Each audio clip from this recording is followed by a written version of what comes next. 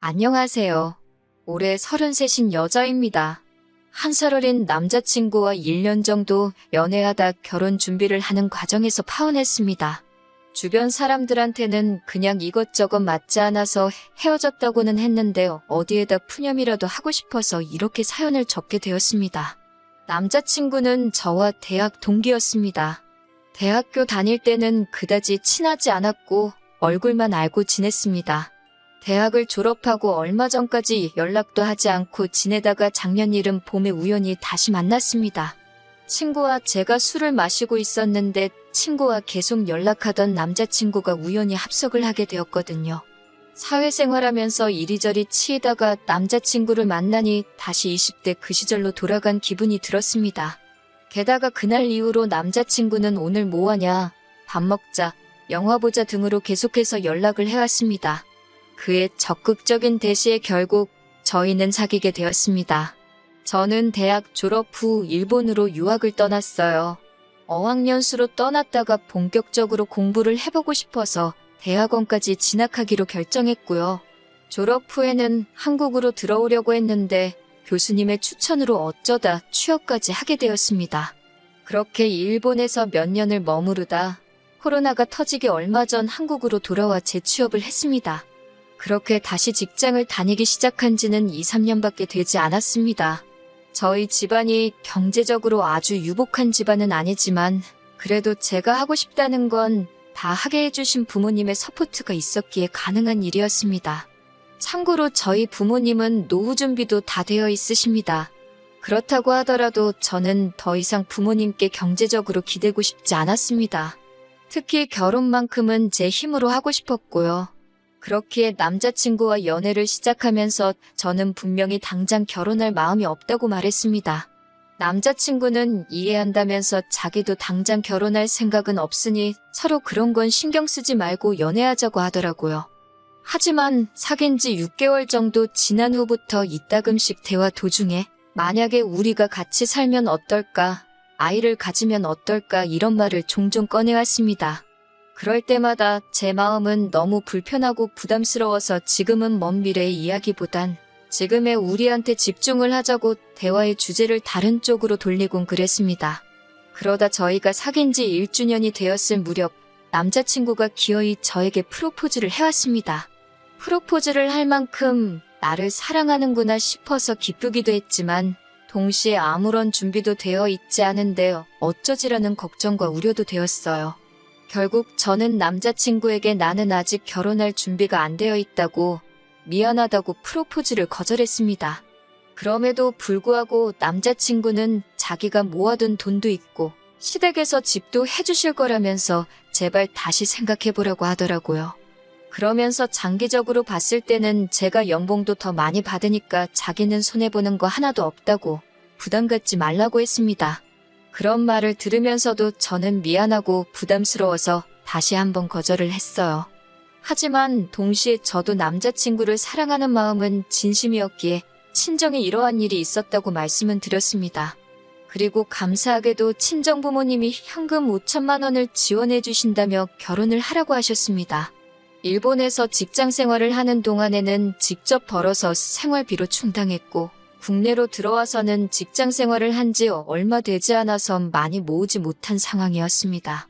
그래서 제가 모아둔 돈 2천에 부모님이 주신 5천, 그리고 남자친구가 모아둔 돈 8천을 가지고 결혼 준비를 시작했습니다. 저는 서울에서 태어나 초중고대학을 전부 서울에서 나왔습니다. 그러다 일본으로 유학을 떠났고 계속해서 일본에 있었어요. 약 6년간의 일본 생활을 접고 다시 본가가 있는 서울로 들어왔어요. 딱히 서울을 고집한 건 아닌데 어쩌다 보니 직장도 본가에서 멀지 않은 곳에 위치한 외국계 금융회사의 일자리를 구하게 되었습니다. 하지만 재취업을 하고 얼마 지나지 않아 코로나가 시작되었고 그 이후로 지금까지 계속 재택근무를 하고 있어요. 연봉은 6천 정도로 또래에 비해서 적은 편은 아니라고 생각합니다. 남자친구의 경우 서울에서 멀지 않은 곳에 위치한 지방의 토박이로 대학을 제외하곤 전부 그 지역에서 나왔습니다. 남자친구를 제외한 온 가족이 다 그쪽에 거주하고 있었고 남자친구도 저랑 결혼하면 다시 고향으로 내려가서 살고 싶다고 했습니다. 남자친구의 부모님은 그 지역에서 유명한 빵집을 운영하고 계셨는데 자기가 그 일을 배워서 물려받을 거라고 하더군요. 참고로 남자친구의 부모님이 준비해 주신다 하신 집도 그 지역이었습니다. 제 입장에서는 부모님과도 거리가 생기고 친구들도 자주 만나지 못하게 되니 아쉬움이 남았지만 그래도 집을 가지고 결혼 생활을 시작할 수 있으니 다행이다 싶었습니다. 그렇게 양가 상견례도 마치고 결혼식장도 정해지고 모든 것이 원만하고 순조롭게 흘러가고 있었습니다. 그러다 몇 주 전 남자친구와 함께 카페에서 데이트를 하던 때였습니다. 갑자기 남자친구가 저에게 자기는 좋겠다는 식으로 이야기를 꺼냈습니다. 저는 무슨 소린가 싶어서 남자친구에게 무슨 말이냐고 물었어요. 그러더니 남자친구가 절 보면서 실실 웃더니 본인이 얼마 전에 퐁퐁남이라는 걸 인터넷에서 봤다면서 그게 마치 자기 이야기 같다고 하더라고요. 그래서 제가 퐁퐁남? 그게 뭔데? 라고 물어봤더니 킥킥 웃으면서 궁금하면 저더러 직접 인터넷에서 찾아보려고 하더라고요. 제가 좋은 거야? 라고 물어보니까 글쎄? 잘 모르겠네 라며 애매한 대답을 하더라고요. 카페에서 남자친구가 화장실 간 사이에 저는 퐁퐁남이라는 단어를 인터넷에 검색했는데 결과를 보고 순간 어이가 없어서 말이 다 안 나오더라고요. 과거에 문란하게 놀았던 여자가 연애 경험이 없는 능력 좋은 남자와 결혼하게 되면 그 남자를 퐁퐁남이라고 부른다는 거예요. 부들부들 떨리는 손으로 어쩔 줄을 모르고 있는데 화장실에 갔던 남자친구가 돌아왔습니다. 저를 보더니 왜 그러냐고 묻길래 좀 전에 한 말 진심으로 한 거냐고 물었습니다. 남자친구는 찾아봤냐면서 멋쩍은 듯이 웃더라고요. 그래서 제가 남자친구에게 자기는 내가 과거에 문란했을 거라 생각하는 거냐고 물었습니다.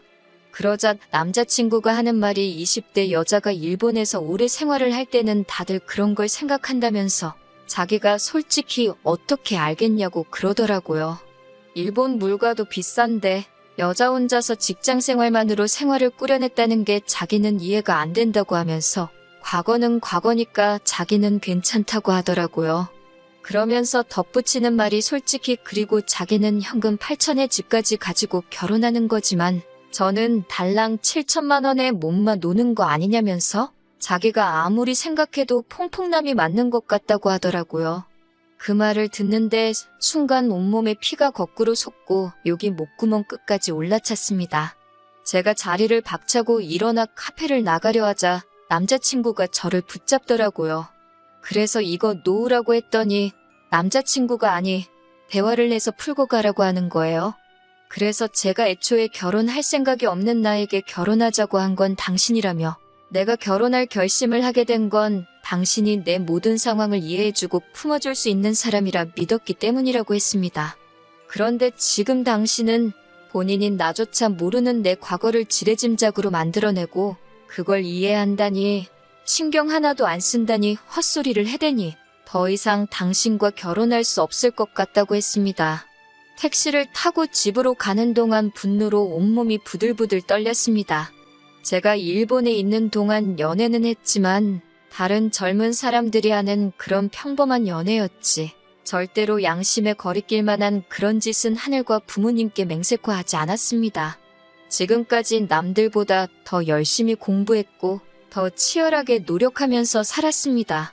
그런데 남자친구가 저를 그런 눈으로 바라보고 있었다니 할 말이 없었습니다. 결혼한다고 했을 때 정말 기뻐하시고 축하해 주시던 부모님 모습이 떠오르면서 눈물이 걷잡을 수 없이 흘렀습니다. 주변 사람들 생각도 나고 그냥 여러 가지로 머릿속이 복잡해졌습니다. 집에 도착했는데 찰나였지만 눈물 콧물로 범벅된 제 얼굴을 보신 친정부모님은 무슨 일이냐고 물어보셨어요. 그런 부모님을 보자 또 눈물이 흐르더라고요. 저는 대충 둘러댈까도 생각했다가 솔직히 말씀드렸습니다.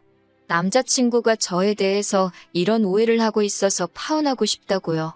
그러자 친정아버지는 남자친구를 가만두지 않겠다며 당장이라도 쫓아가실 분위기였어요. 저는 그럴 필요도 없는 사람이라고 그냥 죄송하다고 했습니다. 친정부모님은 제가 죄송할 게 뭐 있냐면서 차라리 결혼 전에 그런 인간인 걸 알아서 다행이라고 생각하라 하시더군요. 남자친구는 그날 이후로 하루도 빼지 않고 수십 통씩 전화를 걸어왔습니다. 제가 죽어도 받지 않고 있으니 집 앞까지 찾아와 자기가 잘못했다며 실수로 그런 말을 한 거라며 한 번만 용서해달라고 빌더군요. 그러다 나중에는 예비 시부모님께서도 연락을 해오셨어요. 그러면서 하신다는 말씀이 제가 문란하게 안 살았다고 하니까 믿어주긴 하는데 솔직히 당신들도 증거가 없으니 찜찜하긴 하시다고요. 그렇지만 제가 이 정도로 강경하게 나오는 거 보면 제 말이 맞긴 한 것 같다면서 제 말을 믿어줄 테니 적당히 이쯤에서 하고 얼른 둘이 결혼하라고 하시더군요. 솔직히 결혼을 하기로 한 사이지 진짜로 뭐 동거를 했다거나 한사실혼 관계도 아니고 어떻게 할 수만 있다면 법적인 제재를 가하고 싶었는데 제가 할 수 있는 건 파혼 말고는 아무것도 없었습니다. 그나마 제가 얼마나 열심히 살았는지 아는 몇몇 대학 동기들이 이 사건을 주변에 알려준 덕분에 남자친구는 얼굴도 들고 다닐 수 없는 상황이 된 모양이에요. 지금 생각하면 뺨이라도 한 대 올리고 헤어질 걸 싶기도 하지만 그래도 결혼 전에 이런 썩어빠진 사고방식을 가진 사람들의 민낯을 알게 돼서 다행이다 싶어요. 푸념처럼 늘어놓은 긴 이야기였지만 제 대나무 숲이 되어주셔서 감사합니다. 지인들에겐 이야기하기도 민망하고 창피해서 말도 꺼내지 못했지만 그래도 이렇게라도 전부 털어놓으니 조금은 후련하네요. 다시 정신 차리고 열심히 제 인생 살아봐야겠습니다.